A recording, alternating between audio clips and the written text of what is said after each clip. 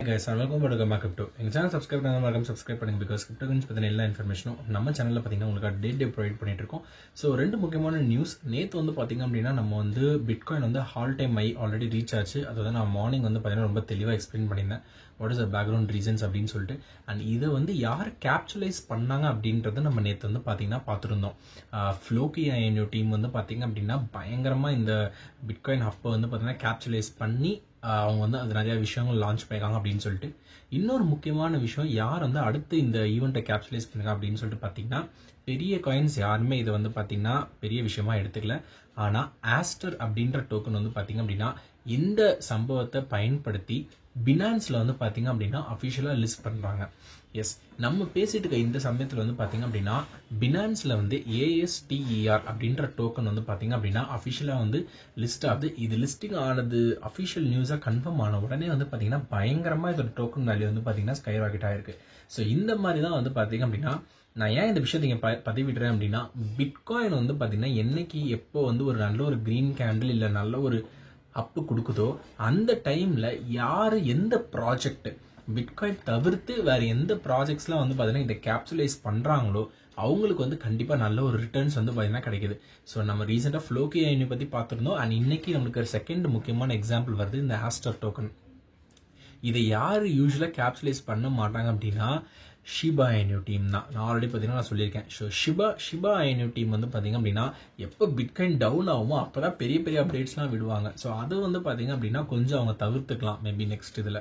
But இப்போ ரீசெண்டாக வந்து பார்த்தீங்க அப்படின்னா இந்த Floki INO வந்து பார்த்தீங்கன்னா நல்ல பாசிட்டிவாக இம்பாக்ட் கொடுத்துருக்கு. அது மட்டும் இல்லாமல் இந்த ஆஸ்டர் காயின் வந்து பார்த்தீங்கன்னா பினான்ஸ்ல வந்து லிஸ்டிங் ஆயிட்டாங்க அண்ட் இதுவும் வந்து பார்த்தீங்கன்னா ஒரு பாசிட்டிவ் மூவ்மெண்ட்ல தான் இந்த ஆஸ்டர் காயினுமே போயிட்டு இருக்கு.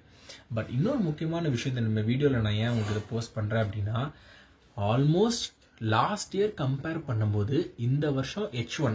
ஸோ H1ன்றது நம்ம வந்து இதில் ஆரம்பிச்சு ஜூலையில் முடியுது, ஜான்வரியில் ஆரம்பிச்சு ஜூலையில் முடியுது. இந்த H1 ஆஃப் 2025ல ஆல்மோஸ்ட் வந்து பார்த்தீங்கன்னா $2.1 பில்லியன் மதிப்பிலான கிரிப்டோ கரன்சி வேல்யூ வந்து பார்த்தீங்கன்னா ஹேக் ஆயிருக்கு அப்படின்ற மாதிரி சொல்கிறாங்க. இதில் மெஜாரிட்டியாக மோர் தென் 1 பில்லியன் வந்து நார்த் கொரியாவில் நடந்த பைபிட் ஹேக். ஸோ அந்த ஒரு ஹேக்னால தான் நடந்திருக்கு. 2024 கம்பேர் பண்ணும்போது இப்போ கரண்டாக நடக்கிறது வந்து பார்த்தீங்கன்னா ஆல்மோஸ்ட் ரீச் ஆயிடுச்சு. 2024ல ஒரு 2 பில்லியன் ஆர்க் ஆகிருக்குன்னா அது வந்து ஃபர்ஸ்ட் ஹாஃப் ஆஃப் 2025லேயே வந்து பார்த்தீங்கன்னா அச்சீவ் ஆயிடுச்சு. இன்னும் நமக்கு 6 மாதம் இருக்கு. ஸோ கிரிப்டோ குளோபல் அடாப்ஷன் பற்றி நம்ம பேசிட்டு இருக்கோம் நிறையா. நம்ம சேனலில் வந்து பார்த்தீங்கன்னா ரீசெண்டாக நிறைய பேசிட்டு இருக்கோம் கிரிப்டோ குளோபல் அடாப்ஷன்.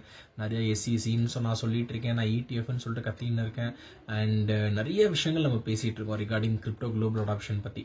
பட் இந்த ஒரு கன்சர்னை தான் வந்து பார்த்தீங்கன்னா இந்தியா போல நாட்கள் வந்து பார்த்தீங்கன்னா கொஞ்சம் தயங்குறாங்க.